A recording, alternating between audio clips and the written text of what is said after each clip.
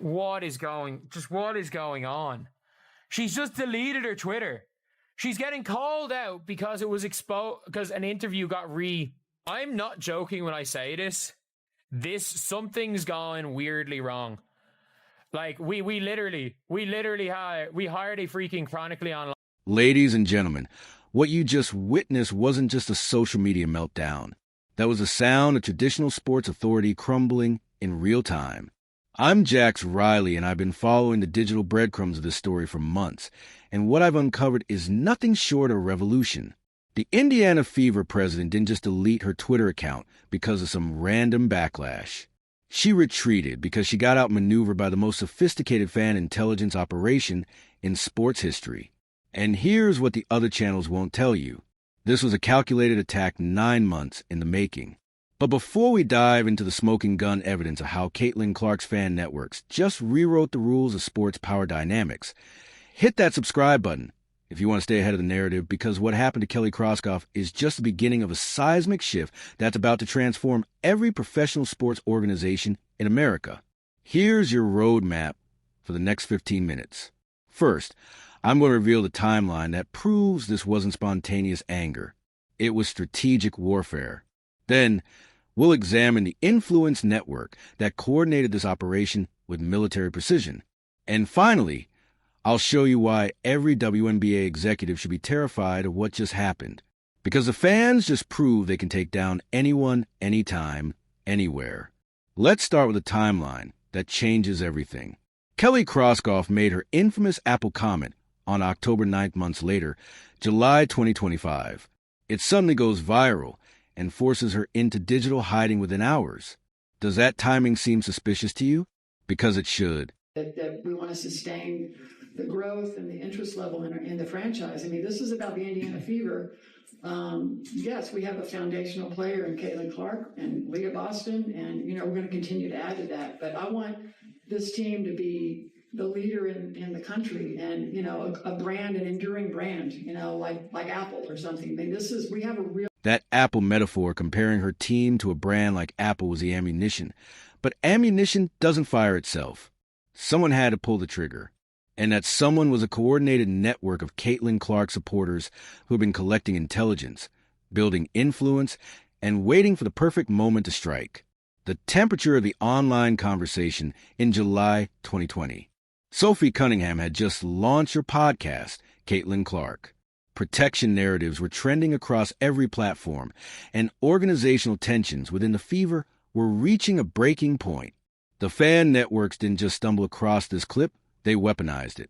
But here's what they missed in all the other coverage. This represents the first documented case in professional sports history where organized fan activism forced a front office executive into complete digital retreat. We're not talking about angry tweets or hashtag campaign. We're talking about strategic intelligence gathering, coordinated timing, and systematic pressure application that achieved institutional capitulation in under 12 hours. I've been filtering through the noise of this story, and the signals point to something much bigger than one executive's social media panic. This is the emergence of fan-controlled accountability systems that now possess institutional influence previously reserved for media corporations and league officials. The Kroskoff retreat wasn't just embarrassing. It was historic, and it established a blueprint that every other WNBA team is going to have to reckon with because the fans just proved they can coordinate, execute, and win against traditional sports authority. Let me paint you the full picture of how this digital coup actually went down. The Apple comment resurfaced on July 12th. Within hours, key influence nodes across Twitter, TikTok, and Reddit were amplifying the narrative. The Caitlin Clark's account, which has consistently shaped Clark protection narratives, deployed their nuclear option. Enduring brands embraced their visionaries. Apple became global icon, making Steve both its visionary and its star. That tweet alone generated over 50,000 retweets and became the rallying cry for coordinated pressure. But this wasn't random viral spread. This was systematic narrative deployment across multiple platforms with synchronized messaging. And I will say it again.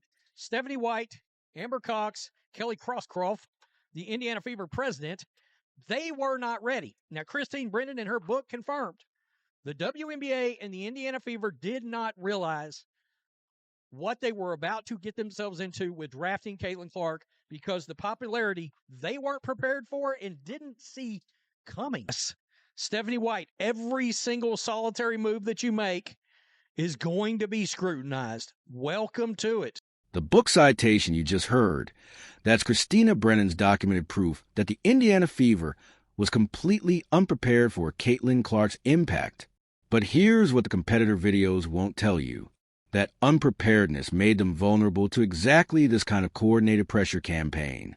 Because when you're not ready for the phenomenon you're managing, you're definitely not ready for the fan networks that phenomenon create. And Caitlin Clark's fan networks aren't just passionate. They're organized, strategic, and now proven effective at institutional pressure. The Reddit communities were already documenting locker room problems and organizational dysfunction. The TikTok accounts were aggregating every slight against Clark with forensic precision. The Twitter influence nodes were building follower networks specifically designed to amplify protective narratives. This wasn't fandom. This was infrastructure. And when Kroskoff's Apple comment went viral in July, that infrastructure activated like a military operation. The fan networks didn't just react to the controversy. They created it, amplified it, and sustained it until their target surrendered. But this story gets deep because while Kelly Kroskoff was getting pressured into digital hiding, Sophie Cunningham was simultaneously building what I'm calling the martyrdom economics model, where WNBA fines actually increase player market value exponentially. Sophie's protection strategy isn't just about defending Caitlin on the court. It's about positioning herself as the institutional voice for a new kind of player empowerment. Every fine the WNBA gives or generates more podcast listeners, more jersey sales, and more influence within the protective narrative ecosystem surrounding Clark. Think about the economics here.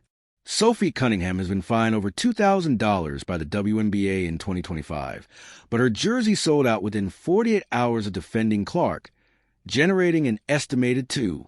The Finatoval ratio creates what I'm calling martyrdom economics. Each punishment increases her market worth exponentially. On the Las Vegas Strip, what can the Las Vegas expect from Sophie? You know what? I'm just gonna be me. I don't go in there trying to predetermine anything. I'm dialed in. I need to focus on hitting my shots, making sure I'm executing the schemes right. I'm not focused on the extracurricular activities. And you know what? During that, it was just part of the game. I think the refs had a lot to do with that. It was a build up for a couple of years now of them just not protecting, the star player of the WNBA. And so at the end of the day, I'm going to protect my teammates. That's what I do. The WNBA inadvertently created a new monetization model where league punishment equals player profit, and the fan networks recognize this immediately, turning every Sophie Cunningham fine into a rallying cry for even more support. But here's the angle nobody's covering. Sophie's podcast isn't just entertainment. It's intelligence gathering. She's revealing internal team dynamics, calling out organizational failures, and building audience loyalty that translates directly into economic leverage against the league. That systematic breakdown of referee failure you just heard, that's not just player frustration. That's strategic messaging designed to build public pressure for institutional change. Sophie understands that her voice amplified through podcast infrastructure and fan network coordination can force accountability that traditional media never could. And the fan networks are listening, learning, and coordinating their own pressure campaigns based on the intelligence she provides. It's a symbiotic relationship where player activism and fan organization reinforce each other to create unprecedented institutional pressure. Now, let's talk about what this means for every other WNBA team. Because the Kroskoff retreat just proved that traditional sport authority is no longer untouchable. The fan networks have tasted blood. They've refined their tactics, and they've proven their effectiveness. Based on the escalating patterns I've been tracking, I'm predicting a major organizational shakeup within Indiana Fever management before the Kroskoff retreat from social media signals institutional vulnerability to fan pressure campaigns that other executives are watching very carefully. But this goes beyond the Fever. The model that just took down Kroskoff is going to be replicated across the WNBA with other star players. Teams are going to have to adapt to fan-driven accountability or face coordinated pressure campaigns that can force institutional responses within hours. Traditional sports media is losing control of the narrative to fan-generated content networks that move faster and harder and sustain pressure longer than any newspaper or ESPN segment ever could. The influence network that coordinated the cross-golf takedown includes Sophie Cunningham's podcast with 800K followers, fan Twitter accounts with sophisticated coordination capabilities, TikTok aggregators that can generate millions of views overnight, and YouTube channels that provide the analytical framework for sustained pressure campaigns. This isn't just social media anger. This is the birth of fan-controlled sports media infrastructure that can pressure professional sports organizations in real time. But the most important angle that every other channel is missing is what I'm calling the great WNBA power shift from league-controlled narratives to fan-driven accountability. This transformation captures something much bigger than individual personalities or specific controversy. The old model was simple. Leagues and teams control the message. Media amplified approved narratives and fans consume content without institutional influence. The new model flips that completely. Fan networks now control message creation, amplification, and institutional pressure application. Cross-golf's retreat proves that executive authority is no longer protected by traditional institutional barriers. If organized fan networks decide you're mismanaging their favorite player, they can coordinate pressure campaigns that force institutional response faster than any board meeting or media investigation. And here's what's terrifying for WNBA executives. This was just a beta test. The fan networks are learning, adapting, and building more sophisticated coordination capabilities with every successful campaign. The economic warfare element is evolving too. Fan-organized economic pressure now includes boycott threats where 75% of Fever fans explicitly state they'll follow Caitlin Clark wherever she goes, stopping their Fever ticket purchases the moment she leaves Indianapolis. That represents evolution from social pressure to economic leverage that can directly impact team revenue, sponsor relationships, and organizational viability. That Jordan comparison you just heard elevates this controversy to historical significance.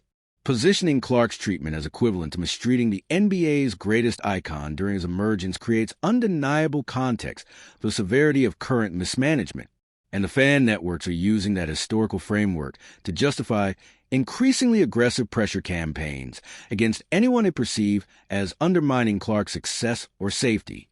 The influence mapping I've been conducting reveals cross-platform narrative coordination between fan accounts that operates with military precision. The speed of cross-golf account deletion hours after coordinated pressure began to suggest highly organized communication networks that require deeper analysis from every WNBA team, because if they can take down a team president, they can take down anyone. The early warning systems I'm tracking include Reddit communities like RWNBA and RI Indian A Fever that appear to coordinate timing and messaging for maximum organizational impact. These communities are actively planning campaign strategies, sharing intelligence about organizational vulnerabilities, and building consensus around pressure target. What happened to Kelly Crossgoff wasn't spontaneous fan anger. It was a successful execution of a coordinated strategy that had been months in development. And now that strategy is proven, documented, and ready for replication. The broader implications extend far beyond the WM. This represents the first case study of fan-on-controlled accountability systems overriding traditional sports authority through organized digital pressure. Other professional sports leagues are watching this development very carefully because their executives could be next. The competitive intelligence summary is clear. While other channels capture surface drama, they're missing the revolutionary shift in sports power dynamics, where organized fan networks now possess institutional influence previously reserved for media and league officials. The real story isn't Kelly Krossoff's Twitter deletion. It's the emergence of fan-on-controlled accountability systems that can force organizational retreat within hours. That's the blueprint every other WNBA team is going to have to prepare for, because the fans just proved they can win institutional battles through coordinated pressure campaigns.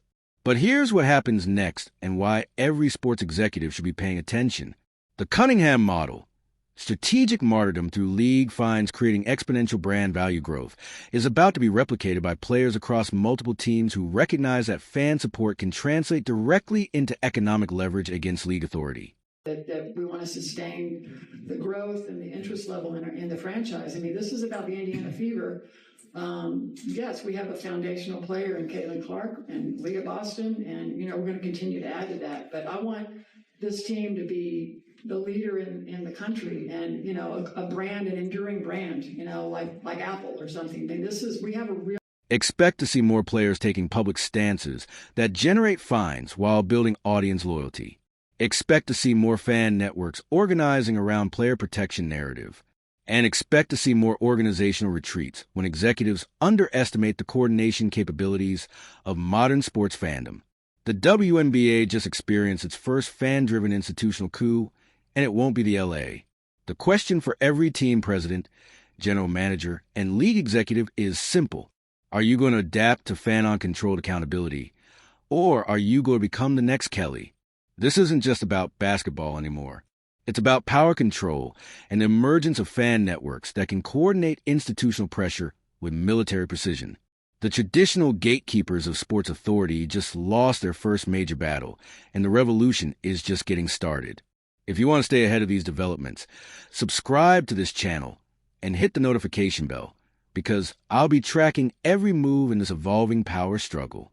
The fan networks are already planning their next campaigns, and you're going to want to know who they're targeting before it becomes tomorrow's breaking news. Drop a comment and let me know. Do you think this was a coordinated attack or just spontaneous fan anger? And which WNBA executive do you think will be the next target of organized fan pressure? Because after what happened to Kelly Cross, nobody in professional sport authority is safe anymore. The revolution is here. The fans have tasted victory, and traditional sports power dynamics will never be the same. Welcome to the new era of fan-controlled accountability, and may the odds be ever in your favor if you're an executive who thinks you can ignore the networks that just took down the Indiana Fever president in under 12 hours.